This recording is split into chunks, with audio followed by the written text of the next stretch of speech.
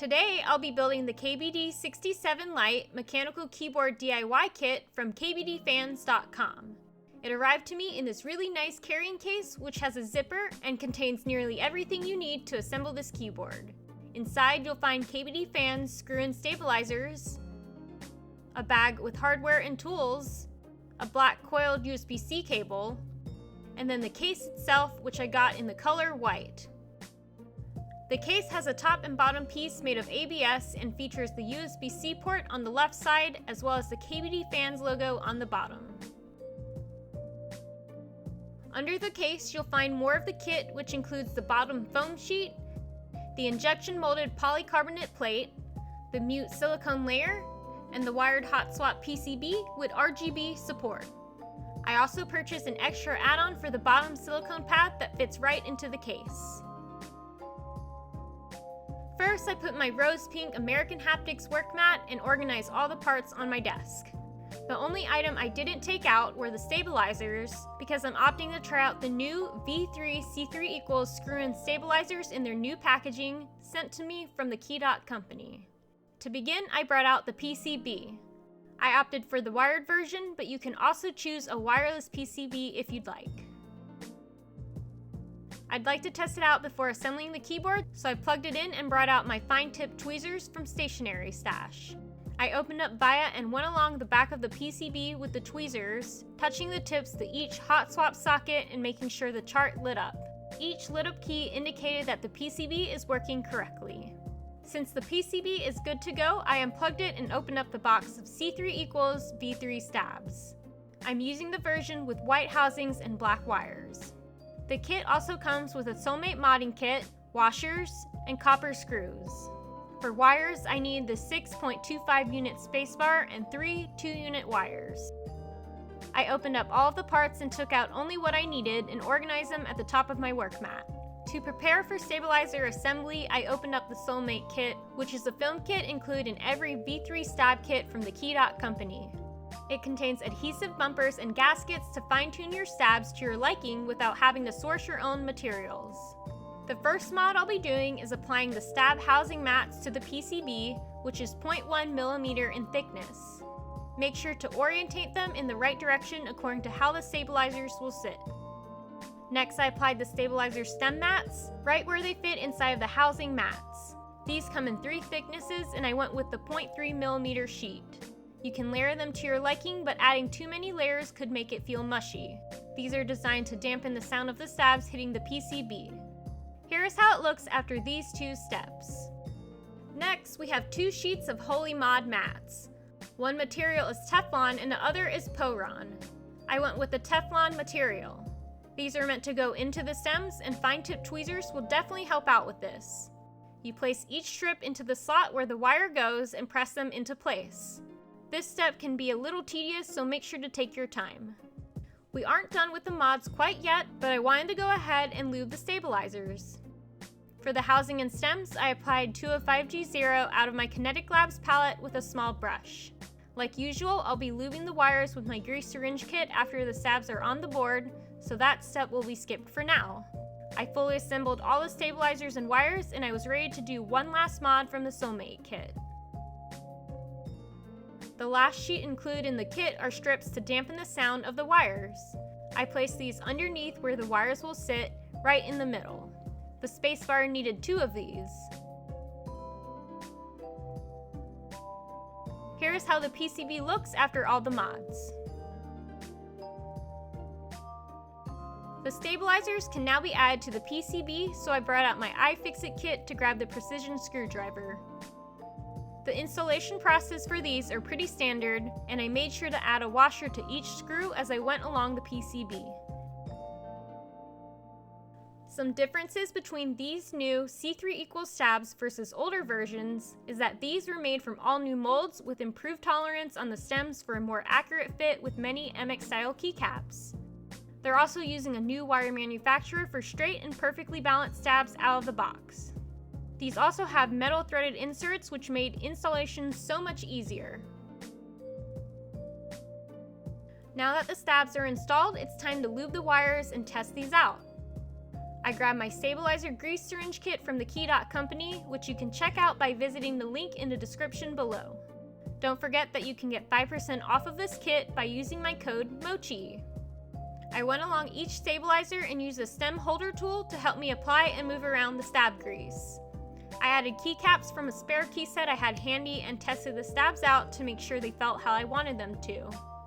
If I want to add more, I can easily take the keycap off and fine-tune it. I like how they sound and feel currently, so I took off the keycaps and removed the switches. The stabilizers are done, so now I'll be adding my mute silicone layer and my polycarbonate plate. I want to secure it with a few switches before I add screws, so I brought out the switches I'll be using for this build. This keyboard will be Magic Girl themed, so I went with the Key.Company's SP Star Magic Girl Edition tactile switches. You can save 5% on these switches by using my code MOCHI on the Key.Company's website. These are lubed with Tribosys 3203 and filmed with Durock films. I used 6 Magic Girl switches to secure the PCB sandwich in the corners and in the center of the top and bottom rows. I opened up the little bag of short screws from the keyboard kit and screwed them into the plate from the bottom of the PCB.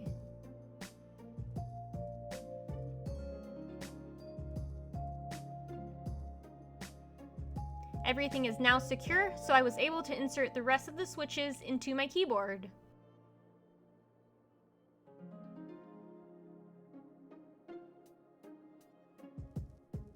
Once those were all in, I plugged in the PCB again and tested each one using VIA. If a key wasn't working, I removed the switch and checked for bent pins. I was able to easily fix any bent pins I found using my fine-tipped tweezers.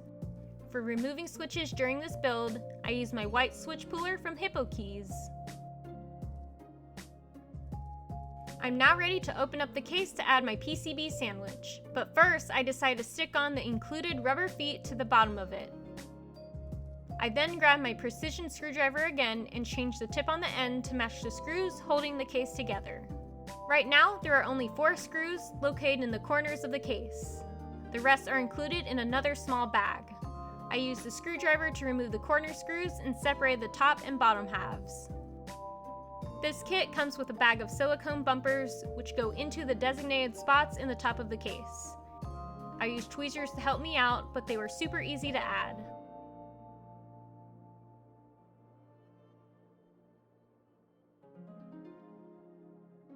I grabbed the bottom foam layer and placed it on the bottom of the PCB. I also grabbed the extra silicone add-on and inserted it into the bottom of the case. Because I chose a wired PCB, I won't be using the battery slot built into the case, so I had a silicone piece to fill up this area as well. I really like the silicone pad because it feels super dense and adds a lot of weight to the keyboard. It made the case feel super solid, and I know I'll be enjoying the dampened sound profile as well. To close up the case, I put all the layers together and carefully lined everything up. I first screwed in the original 4 screws from the corners, then opened up the packet with the extras.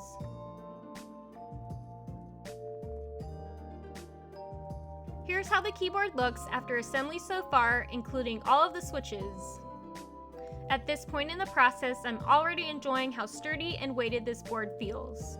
The case feels really light by itself, but after adding all of the components, it feels a lot heavier and very well made. It took me about an hour to get to this point, but I did go a bit slow since I'm filming the entire build process, and I like to take my time to make sure I record all of the steps that I take. The switches look really nice with this board, and the stabilizers look great too. For keycaps, I'm going with my DSA Magic Girl Keyset that I bought from the Key.Company. You can save 5% on this keyset as well as the other Magic Girl variations from this collection by using my code MOCHI on the Key.Company's website. This is honestly one of my absolute favorite key sets that I own. The color theme of this set is super fun and the novelties are absolutely my aesthetic. These have a DSA profile and are manufactured by Infinikey. They're MX compatible and they're made of PBT plastic with dye sublimated designs. You can buy this key set in different kit varieties to support different keyboard layout types. For this build, I'm just using the core kit. For the last 4 keys in the last column, I'm adding my Artisan keycaps from Capsmiths. I went with 4 designs that feature colors that match this key set. I also brought out my white KBD Pad Mark II numpad and added the number pad keys included in the kit. It turned out just as cute as the keyboard. This keyboard build is finally done, so I brought out my green coiled USB-C cable from Personal Loot to plug it in and test it out. Under these lights that I use for filming, you can't really see the RGB lights, but this is how it looks on my desk lit by ambient lighting. Overall, I had a lot of fun working on this kit and I really enjoyed assembling my KBD67 Lite in white. As I mentioned, this board feels super sturdy and solid, and I'm loving the sound profile and the feel of this board when typing. At the time of filming this video, the kit on the KBDfans website is priced at $119 USD, making this kit more budget-friendly compared to their other bare-bones kits. I also think it would be an excellent kit for someone who is wanting to get into building keyboards, because the PCB is a hot swap and you don't have to worry about soldering.